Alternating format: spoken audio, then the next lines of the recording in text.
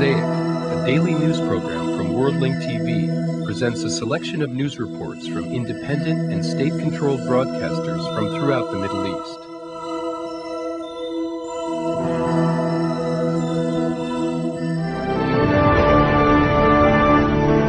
Welcome to the News in Brief from Abu Dhabi Television. The U.S. Central Command in Qatar announces that the coalition forces arrested the former Ba'ath Party leader Ghazi Hammoud al-Ubaidi in Al-Qut. An audio tape has surfaced with a recorded message by the overthrown president Saddam Hussein, urging the Iraqis to fight the U.S. and British forces controlling Iraq. An Australian newspaper said that they have obtained this recorded tape. In his first television interview, the Palestinian Prime Minister says that the roadmap will be worthless if Israel does not agree to it, adding that he's willing to meet with Sharon at any time.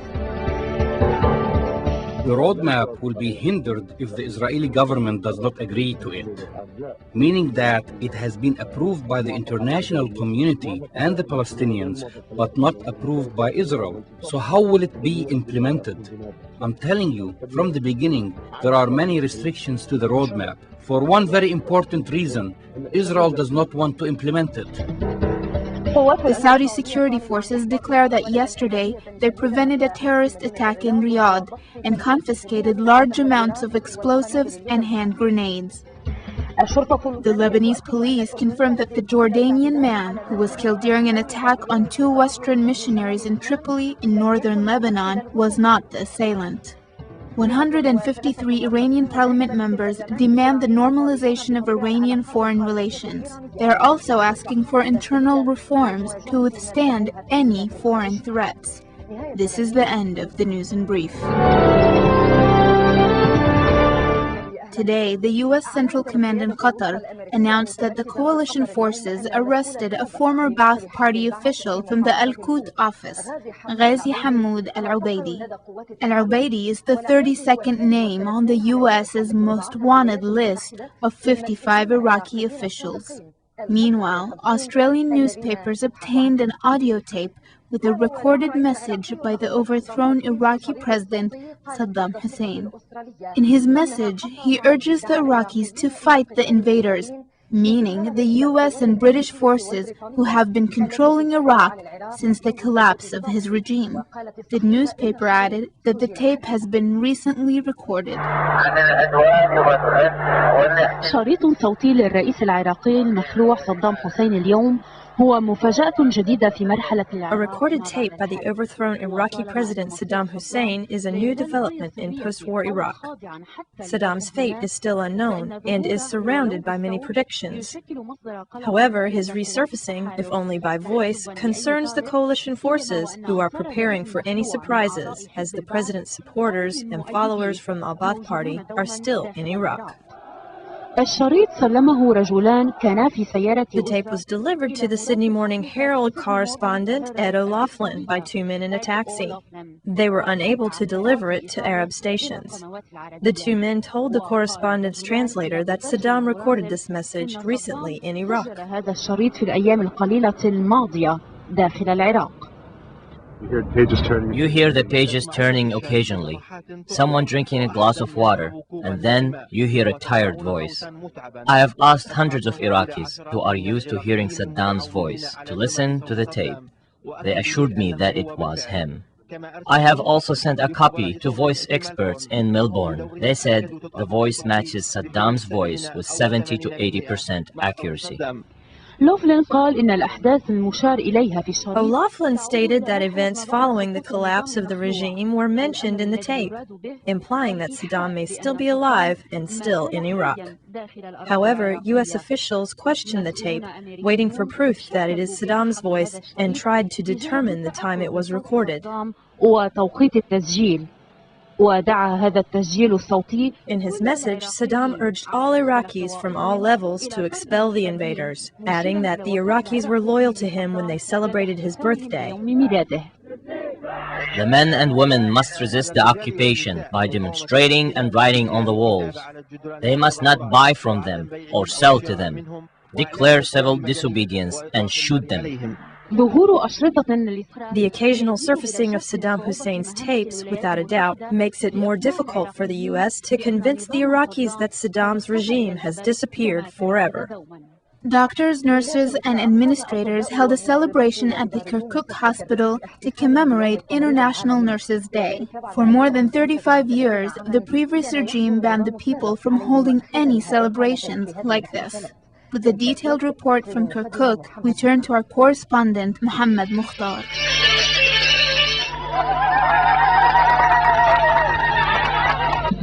My kids and I feel like we've been reborn. We feel like real people, alive. Before, it was normal. We would do our work. It didn't make a difference one way or another. Before the day we turned democratic, I was never comfortable. Now, I feel like new, living in this world. 1,000 congratulations to all the Arabs, the Turkmens, the Kurds, and all other ethnicities. They waited a long time and they still don't believe that they have arrived here in the Kirkuk hospital to participate in the celebration of International Nurses Day. Both men and women joined together and combined all their money to hold this event. This year, in light of freedom and brotherhood, we organized this event for the healthcare workers in Kirkuk. All healthcare workers were invited, in contrast to celebrations in the past where only certain people were invited. Today at this event, much joy has returned to this area after being lost in the past years. I thank God the Almighty that this dictator and his oppression has ended. I've been a nurse for the past 25 years, but because I am a Kurd, I was not allowed to apply for work here. I swear we are all happy, all of us, Arabs, Kurds, and Turkmens. I thank and praise God that we are done with the tyrant. For the first time in many years under Saddam Hussein's regime, these nurses can celebrate regardless of their ethnic differences.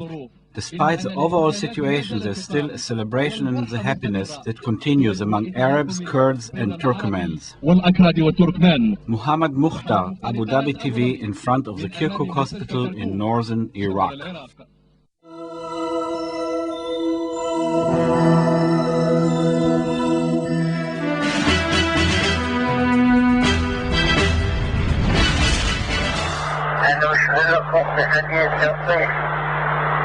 عن العدوان والاحتلال وكيف ولماذا فهو عن فرصة التأكيد على كيف نواجه الغد لننقله من بلادنا وقد وجهت إليكم قبل هذا رسالة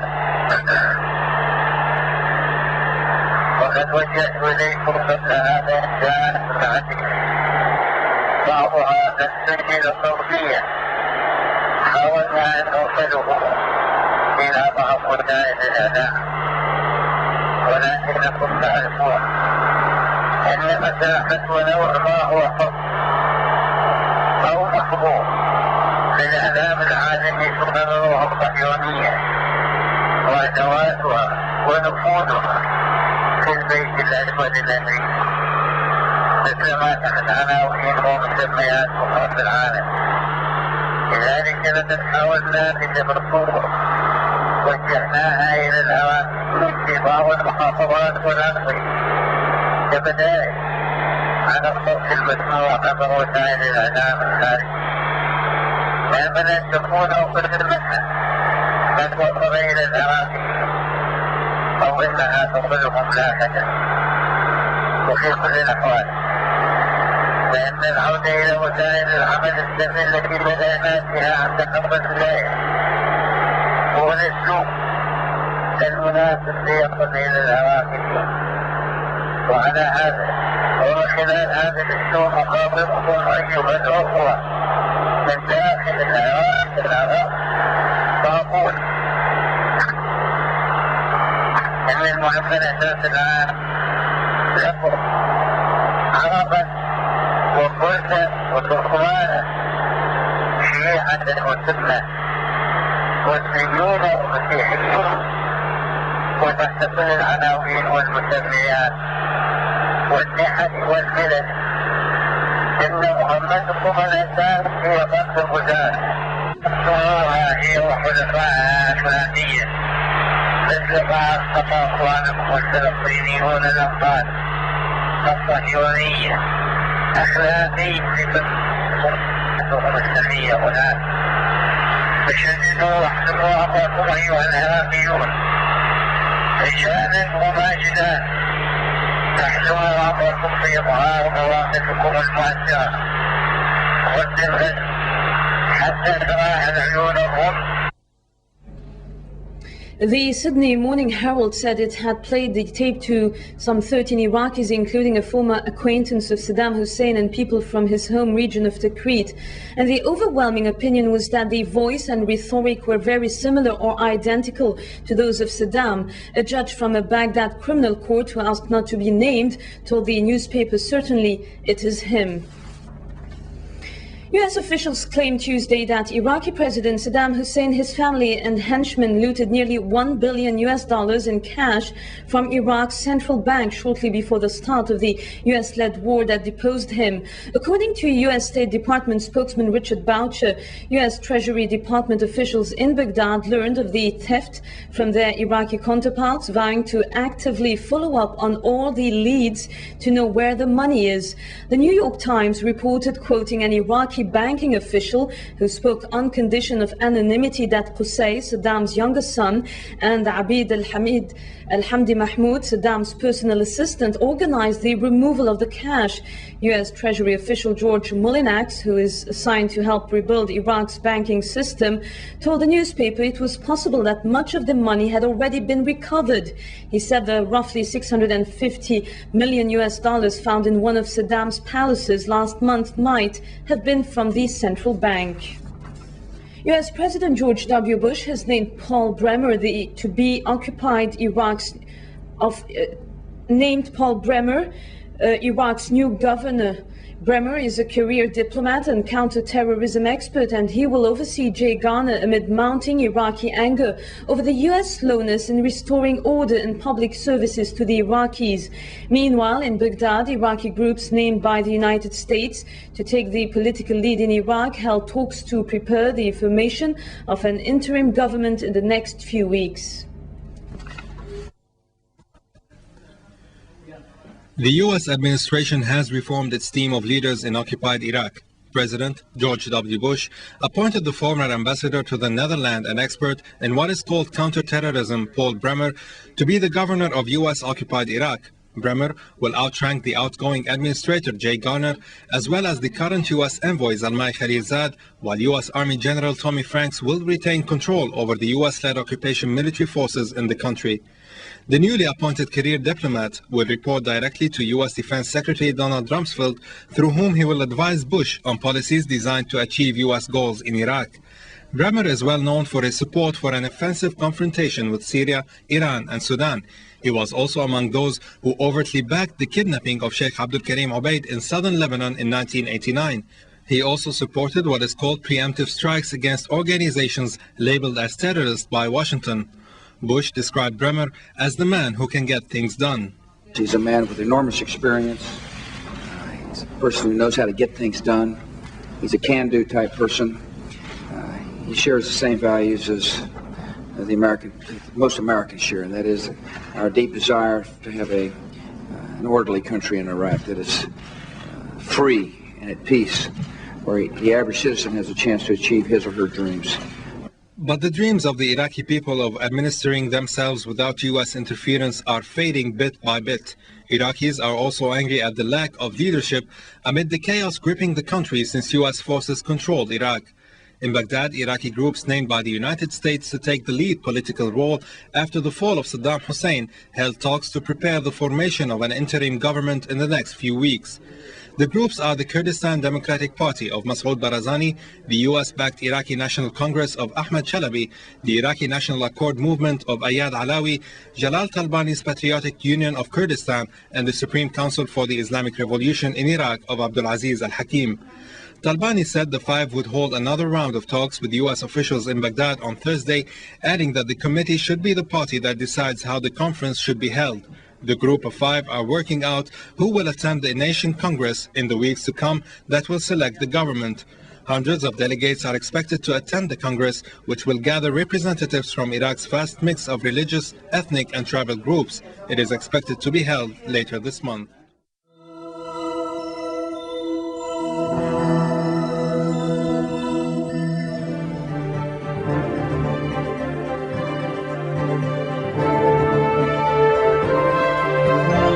Iraqi Medical Aid Organization held a conference that was attended by more than 300 Iraqi doctors with different specialties. The conference was held in London with the goal of determining ways in which the medical system can be improved in Iraq. Our reporter, Abdel Karim Al-Haj, prepared this report for us. The Iraqi Medical Aid Organization held a conference in the Assyrian Club, west of London. The organization was formed after the war in order to minimize negative effects on the practice of medicine in Iraq. About 300 Iraqi doctors with different specialties participated in the conference. At the beginning of the conference, the president of the organization, Dr. Hisham Hassan, presented the objectives of the organization, which include forming volunteer medical teams in the United Kingdom and sending them to Iraq, and sending donated medicine and medical equipment to Iraq. Professor Salman Raouf gave a detailed presentation about the medical situation in Iraq before and after 1991. He argued that the first Gulf War and the sanctions have devastated the institution of medicine in Iraq and used figures to support his argument. According to the International Health Organization, before 1991, medical care in Iraq was among the best in the region. Then, Professor Raouf presented today's deteriorating medical situation in Iraq. He focused on the disintegration of health administration and on the looting that happened to many medical institutions and hospitals in Iraq. He also talked about the lack of safety and sufficient resources to pay the salaries of nurses and doctors, in addition to the lack of funds needed to maintain medical equipment and the need for more nurses and doctors. The professor presented a very pessimistic image of the situation, saying that it may be the worst in the world. In fact, that may be true. The death rate of children in Iraqi hospitals is the highest in the world.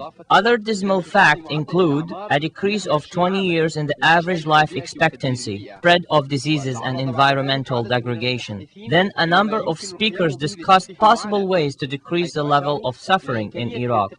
Some suggested reconstructing the health administration and increasing the number of qualified medical teams. The organization took a number of concrete measures. It started collecting donations to pay the past due salaries of doctors in Yarmouk Hospital.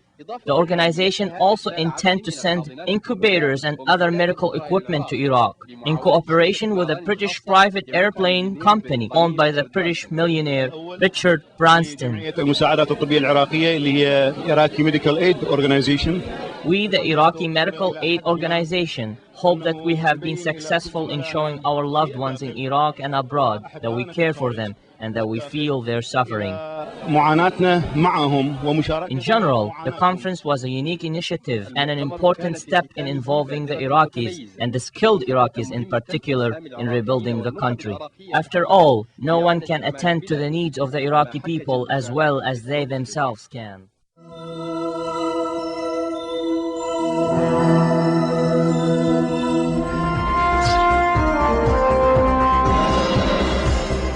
The World Health Organization warned of a possible outbreak of a cholera epidemic in southern Iraq, with so far 2 hospitals in Basra admitting a total of 17 suspected cholera cases. Samples from the 17 patients have been sent to Kuwait for proper testing, as Basra hospitals are struggling to cope with a lack of medicine and equipment. The US-led war on Iraq has resulted in a complete breakdown of infrastructure, with many people having to drink contaminated water. Garbage and rubbish has also been accumulating in the streets of Basra, creating a breeding ground for waterborne diseases. Cholera is an acute intestinal infection that can quickly lead to severe dehydration and death if treatment is not properly given. Also in Baghdad, prominent Iraqi opposition leader Adnan al-Patashi has told reporters in Baghdad that the Iraqi people alone should decide who will represent them in the future government. Al-Patashi, a former Iraqi foreign minister, was speaking upon his return to Iraq from Dubai, where he spent over 3 decades in exile. He said the opposition would not accept any American or international interference in forming the new Iraqi government.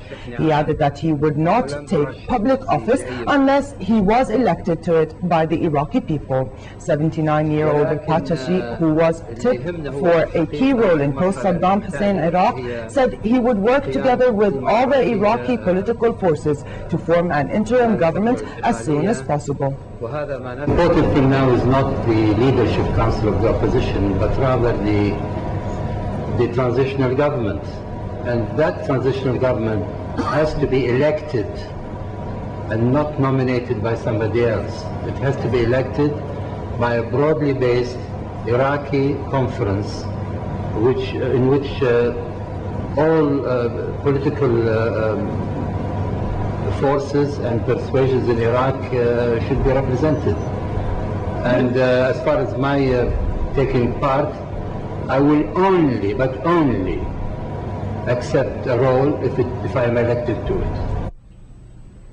Israeli troops killed a Palestinian Hamas group member in Zawata village near the West Bank city of Nablus.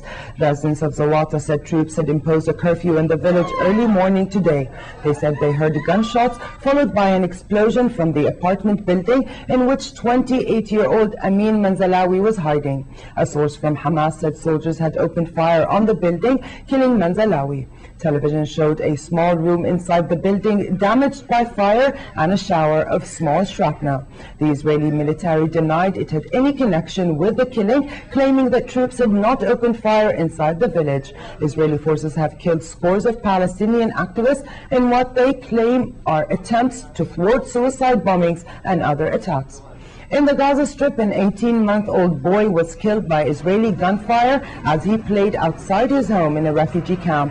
Palestinian witnesses said Israeli soldiers guarding a Jewish settlement opened fire on the nearby Palestinian refugee camp of Khan Yunis, hitting the baby in the head. Another youth was also killed by Israeli fire in Beit Hanun village north of Gaza. On the diplomatic front, Palestinian Prime Minister Mahmoud Abbas said that the priorities of his government were to protect the Palestinian people and improve the economic and financial situation. The new premier also said he was willing to meet Israeli Prime Minister Ariel Sharon to discuss the Middle East roadmap for peace between the two sides. Sharon yesterday said he would meet Abbas, but said a peace accord depended on the Palestinians giving up a demand that refugees be allowed to their homeland in Palestine. Abbas, in his first broadcast interview as premier, rejected the Israeli leader's call concerning refugees, saying it reflected bad intent. Some 3.9 million Palestinian refugees are registered with the UN Relief and Works Agency, UNRWA. Most of them live in the West Bank, Gaza, Jordan, Lebanon, and Syria. Abbas, who reaffirmed his opposition to an armed struggle and called for a period of calm, said he would avoid a civil war among Palestinians.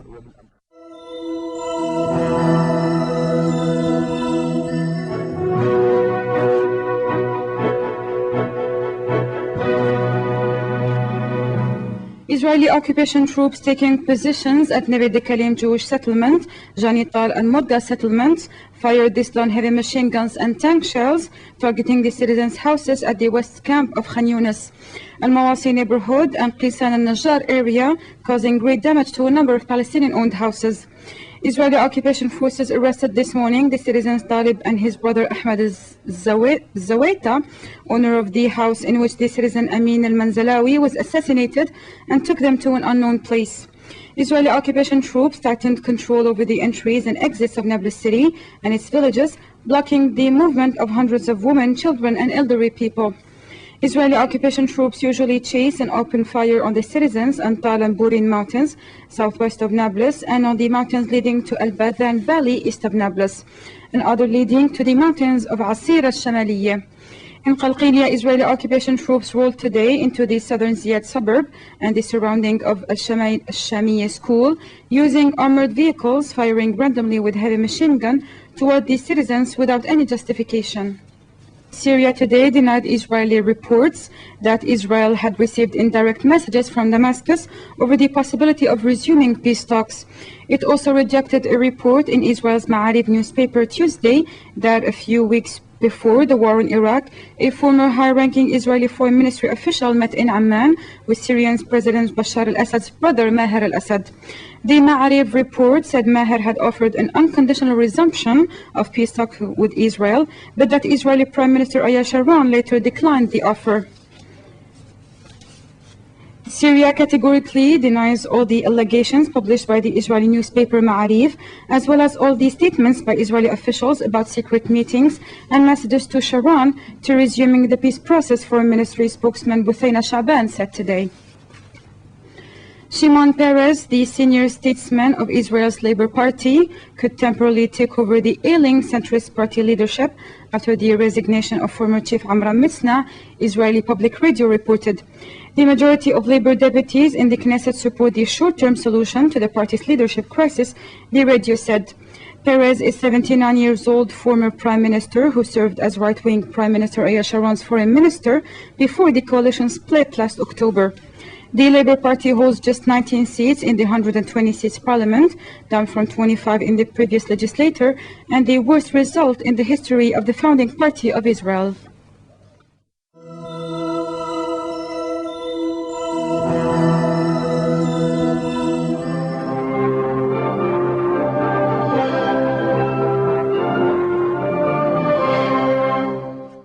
The press section is one of the main eye-catchers of the 16th International Book Fair, which is in full swing in the capital, Tehran. Janin Said Tawfiqi reports. This is how Iran stands today.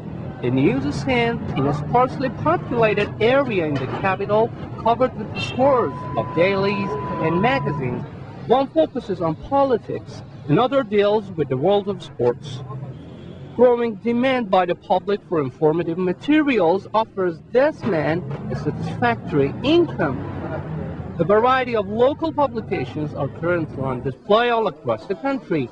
And as President Khatami says, freedom and press, the key features of today's print media, follow identical principles the world over.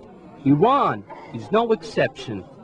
وقتی سخن از آزادی میگوییم به هیچ وجه به این معنا نیست که هر کس هر گونه بتواند بگوید. کدام کشور اجازه میدهد که به نام آزادی استقلال او، تمامیت ارضی او و مسائل او به خطر بیفتد. Frustration and crippling traffic jam. People heading for the 16th International Book Fair. Press section in the heart of the ongoing book fair has attracted special attention. In 5 separate halls, Iranian and foreign participants featured their works in a very competing environment. Some 830 local and 2,400 foreign papers have converged on Tehran for the week-long annual press festival.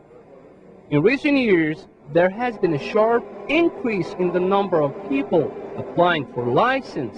About 1,300 publications hit newsstands throughout Iran. Flexible press law enabled journalists to apply for a license to get the show running.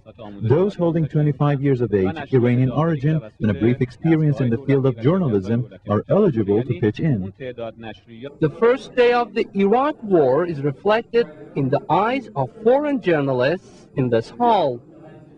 Another hall takes visitors to the diversity of Iranian culture, different languages and different words.